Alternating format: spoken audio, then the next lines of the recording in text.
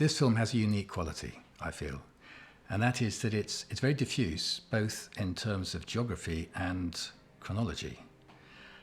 You don't really know where we are or when we are, because the director, he's created a sort of, there's a kind of very 70s, 80s feel about the film, but at the same time a futuristic feel.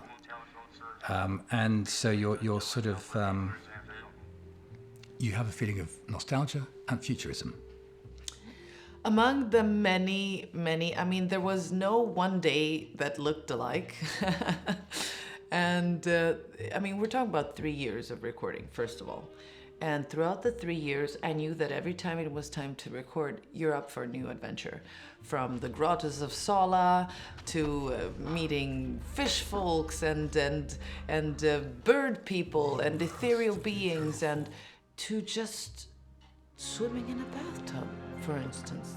Well, I mean, there are different types of directors. There are the directors that focus on camera angles and lighting and so forth, directors that focus on the acting, you know. And then there are directors like Henrik, who is focusing on absolutely everything that isn't there, you know, which can be slightly unnerving, because you're doing a read through before a scene, before a take or something, and you're doing your lines, and you're there, and Henrik's going. Ooh. He's listening to you, but he's focused on all that stuff that's going to arrive in post-production.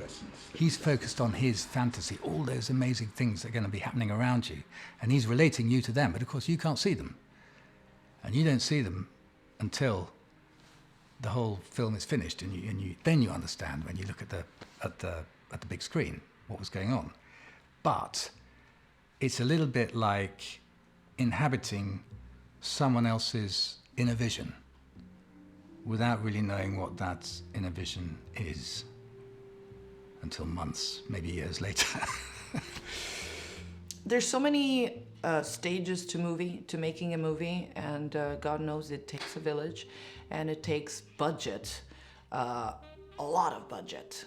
And I think that when you go out and compete with great storytellers that have the biggest budget that you can imagine, and here you have a man with a vision, full of talent to actually pull off so many roles that 20 other people would have needed to fill just to make this movie possible, and just comprise it in this one man, and still have budget and still play by the cards. I know from having worked with other productions, to make a movie that Call of the Unseen is, you need 20 more people usually, and 10 times more the budget. But in this case, we had Henrik Pilerud, who wasn't just a director. He happened to have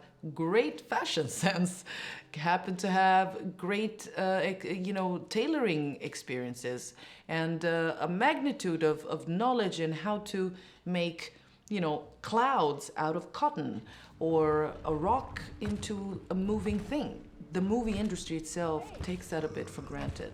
The heavy work to pull off a movie like that, whom afterwards, when it goes into festivals, gets categorized with the big shots, and has to be up to par with them, and as if the process was had no significance, which we know, because we've seen it from scratch until the finish line, how much work and teammanship and focus and dedication and pain, not for me, because I got the good parts, but to sit there in the editing room, to think of the soundtracks and do that most of the time alone. So I have mad respect for the little treasure that we've managed to pull off, and most of it has been Henrik and Henrik's signature that has guided us throughout the movie. One of the interesting aspects about playing Thomas Arkwright for me, the art teacher, was that I I could identify with him, but by proxy, through the character of Maya, who is the lead, the star of the film, the student who embarks on this fantastic journey of discovery and discovering her artistic soul and so forth. And I identify with her because before I became involved in the dramatic arts and acting, I did have a spell in the visual arts and had the dubious honour of being the youngest student in the entire university of Norwich University of the Arts, which is the largest art school in East Anglia, in the eastern part of England. And at a time when art students were subjected to a kind of treatment that you wouldn't get these days. And in fact, I must have painted a horse at some point, because I remember one of my tutors spreading my drawings out on the floor of his office and asking me if I liked horses. And I probably said, yeah.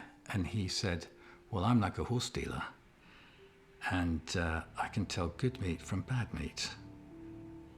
And you're bad meat. And then he got up and he stamped all over my drawings and kicked them out of his office. The idea was to break down the students into his very basic components, basically, by insults, by humiliation and so forth, until they reached their core, and then they could express themselves and create amazing art. That was the idea. Of course, we just really got pissed off when they went down the pub, But you did feel as if you were being forced into producing something that, you wouldn't have kind of necessarily produced without this rather violent incentive. So there are similarities between my own experiences at art school and those of Maya. Although Thomas Arkwright doesn't really go to the same level of tough love as my tutors did with me, thank God, or it would have been a horror movie. There's so much technicality in making a movie, and that can sometimes also demystify the journey that one as an actor is supposed to portray as magical and amazing, and there are productions that vary, but in this case it was hard to do that, because it was much easier to live into it because everything was real. The troll was not some, green screen fake thing that had special effects. No, it was actually a human being, in this case Henrik, who built these rocky looking things out of other materials and made it fully credible. And inside there lived a man, a very tall man, Ingmar, and who could talk through the mask. And there we were, wandering in this on this island full of rocks, real rocks, in contrast with a living rock, a living creature.